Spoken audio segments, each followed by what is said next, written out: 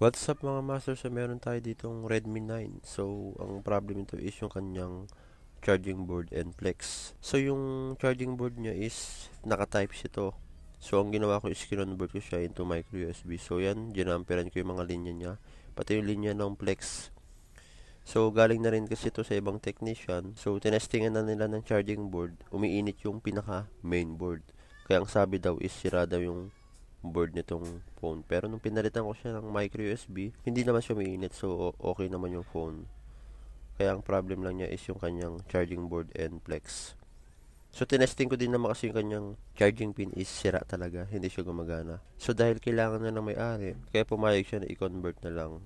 At mas nakatipid siya sa convert ng charging pin. Kasi kapag bibili pa siya ng charging board and flex, medyo magastos pa. At mag-aantay pa siya ng matagal lalo na ako kapag online kasi wala naman ito sa supplier yung FlexNet tanong na ako. And then tested naman siya mga master dahil nung hindi pa gaano uso yung Type-C is marami na ako mga na-convert na phone into micro USB. So lahat naman sila is fast charging pa rin. And then ito na-test ko naman, mabilis pa rin siya mag-charge. Alright mga master, so shinare ko lang sa inyo yung repair ko today.